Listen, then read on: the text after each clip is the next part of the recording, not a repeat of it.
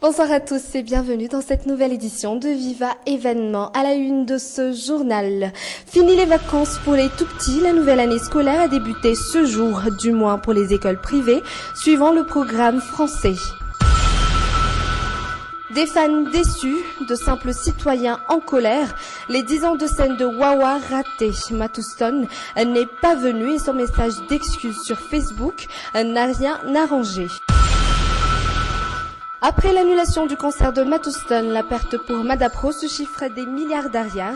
Elle va intenter une action en justice contre ces 7 artistes français pour rupture de contrat abusif.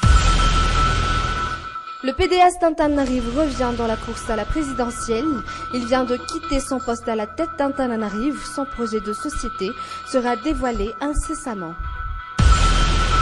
Aux actualités internationales, François Hollande sous pression après le recul américain et le nom des Britanniques à une intervention militaire à Damas. L'opposition réclame aussi un vote au Parlement. Enfin, 1 gramme d'or contre quelques poids perdus, voilà le moyen qu'a trouvé la municipalité pour lutter contre l'obésité qui touche la moitié de la population à Dubaï.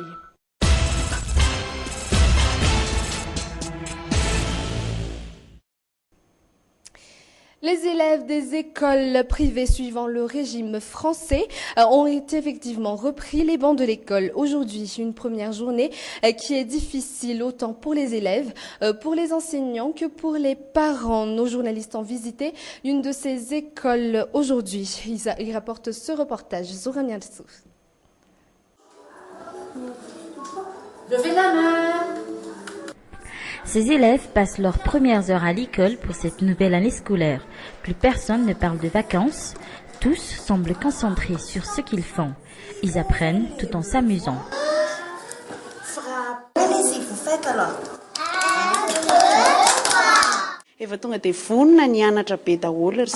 Ils sont tous prêts, ils ont tous participé, aucun d'eux n'a pleuré. Pour commencer, nous faisons des apprentissages par des activités ludiques. Nous sommes dans une école privée suivant le régime scolaire français. Les cours se passent en général de cette manière. À chaque rentrée scolaire, tous les élèves doivent avoir en leur possession cette manuel scolaire. C'est Phil qui se charge de les distribuer.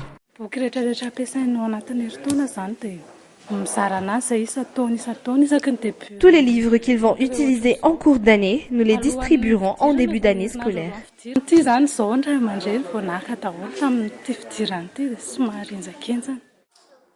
Désormais, ces élèves passeront leur journée dans cette école. Ils déjeunent également sur place. La cantine de l'école est fin prête pour les recevoir. À partir d'aujourd'hui, la cantine est fonctionnelle. Oui, les enfants pourront manger ici. Tous les menus sont prêts et sont préparés chaque jour. Sur place, voilà. Sur place, il n'y a pas de congélation. Il n'y a pas de congélation. Les repas sont préparés tous les jours et servis aux enfants. Dans ce genre d'école, c'est le ministère de l'Éducation nationale française qui définit les programmes scolaires à adopter. Les objectifs de l'école de la francophonie pour l'année scolaire 2013-14, c'est la maîtrise de la langue, éducation physique sportive, il y a aussi bilinguisme, la langue française et la langue malgache. Nous avons des intervenants extérieurs qui viennent à l'école de la francophonie pour les contes et aussi pour la langue malgache, la langue régionale, la langue et culture du pays d'accueil. L'année scolaire dure 10 mois. Une petite pause est prévue à partir du 19 octobre prochain.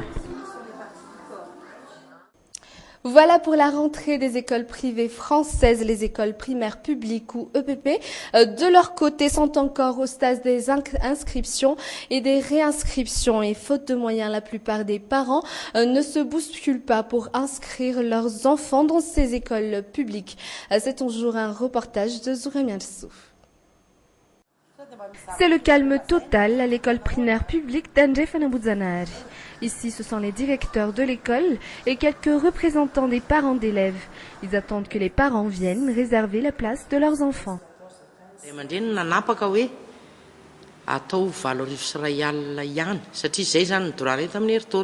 Ce sont les parents qui ont décidé ensemble de payer 18 000 arrières. Seulement ceux qui ont plus de 3 enfants doivent payer 23 000 arrières, donc 5 000 arrières en plus.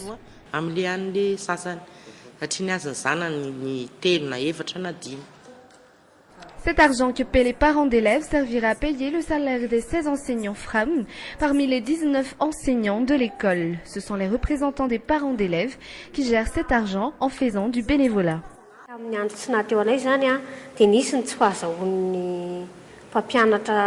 Les institutrices n'ont pas perçu leur salaire avant qu'on soit élu par les autres parents d'élèves pour cette responsabilité. Nous avons accepté ces responsabilités car nous estimons que c'est mieux pour la bonne marche des études de nos enfants.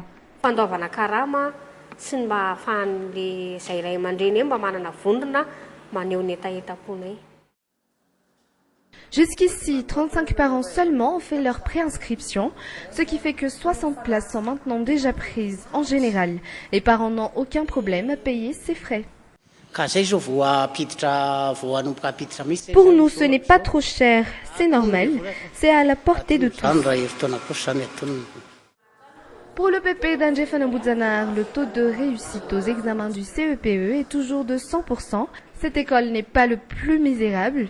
Elle peut faire face à la concurrence avec les écoles privées. La prochaine rentrée scolaire est prévue pour la première semaine du mois d'octobre. On l'attendait, il n'est pas venu. Matouston, cet artiste français devait se produire à Nouzpé et à Tsunzumbe le week-end dernier à cause de ses caprices de star, comme les journaux le disent si bien. Matouston a mis en colère de nombreux fans et Wawa qui voulaient d'une fête grandiose pour ses 10 ans de scène. Cette affaire, il ne l'oubliera pas d'aussitôt. Reportage de Fechaniana Mambaouk. C'est sur sa page Facebook que Matouston s'est excusé auprès du public malgache. Apparemment, l'avion mis à sa disposition ne lui convenait pas. Dans cette vidéo, il le dit sans gêne. Et c'est vrai que moi j'aime pas l'avion, donc c'est vrai que quand je me présente et que je vois un petit coucou de 4 places, genre deltaplane, tu vois, non, j'ai pas envie de monter dedans, quoi, tu vois. Pour beaucoup, même toutes les excuses du monde n'effaceront pas ce que cet artiste a osé faire. Des fans déçus, de simples citoyens en colère, tous se sont défoulés sur sa page Facebook. Pouvez-vous juste imaginer les dépenses qu'il a eues sur place? Pour vous, concert annulé, basta, on viendra au prochain. Mais pouvez-vous juste penser à ceux qui sont venus de province pour le voir, à ceux qui ont économisé pour l'écouter, à tous ceux qui se sont mobilisés pour que le concert se passe dans de bonnes conditions. Les 6 mois de validité du passeport, c'est une règle internationale, ce n'est pas uniquement à Madagascar. Tu n'y seras plus la bienvenue dans notre belle île. Matouston devait se produire à Nosibé durant le festival Somaro organisé par Wawa pour fêter ses 10 ans de scène. Il devait également tenir un concert au Coliseum d'Antsunzumbe hier. L'artiste français ne s'est présenté à aucun de ses spectacles. Des milliards d'arrières perdus le temps d'un week-end. Pour la maison de production Madapro, la perte est énorme. Sans parler de leur indignation face à la presse cet après-midi, Madapro annonce qu'elle va intenter une action en justice contre cet artiste français pour rupture de contrat abusif. Ils vont faire appel au service d'un avocat international pour défendre leurs intérêts dans cette affaire. Passons maintenant aux actualités politiques. Edgar Rassafunjava s'est déjà préparé depuis longtemps aux élections présidentielles. C'est ce qu'il a affirmé ce matin à la presse. Interrogé sur la nature de sa relation avec le TGV, ce candidat à la présidentielle est resté évasif. Il préfère réserver sa réponse pour une conférence de presse qu'il va donner incessamment et au cours de laquelle il va également dévoiler son projet de société. Edgar Rassafunjava a fait ses adieux aux employés de la commune urbaine d'Antananarivo. Et concernant les élections, le délai de vérification des noms dans la liste électorale est maintenant dépassé. Les retardataires ne pourront voter que durant le second tour des élections présidentielles, à ce que confirme la Sénite. Les observateurs des élections, quant à eux, exigent une adéquation entre la loi et le droit de tout citoyen de voter. Armissa Rakoutve et Yves Zanel. Les électeurs sont venus en masse voter. Au niveau des Foukontans, l'arrêtage de la liste électorale a pris fin jeudi dernier.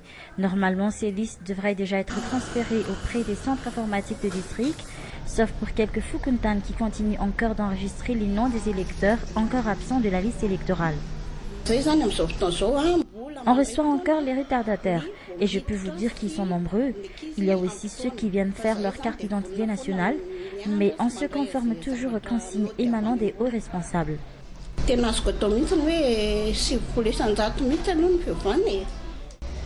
retardataires pourront voter durant le second tour de l'élection présidentielle d'après la CENIT. De leur côté, les observateurs des élections exigent le respect de la loi et surtout le respect du droit de tout citoyen à voter. Selon les calendriers électoraux établis par la CENIT, l'arrêtage de la liste électorale a pris fin le 29 août dernier. C'est ainsi, il faut respecter la loi, mais il faut aussi considérer le droit de tout citoyen de voter. C'est le plus important pour nous. La CENIT explique également qu'il n'y aura plus de vérification des noms dans la liste électorale, celles-ci ayant été mises à la disposition des électeurs à 2 reprises. Elle sera imprimée au niveau des centres informatiques régionaux du 23 septembre au 3 octobre. Quant à l'arrêtage définitif de cette liste électorale, ce sera pour le 9 octobre prochain. Et c'est la fin de ce journal. Merci de l'avoir suivi. À demain pour une toute nouvelle édition. Au revoir.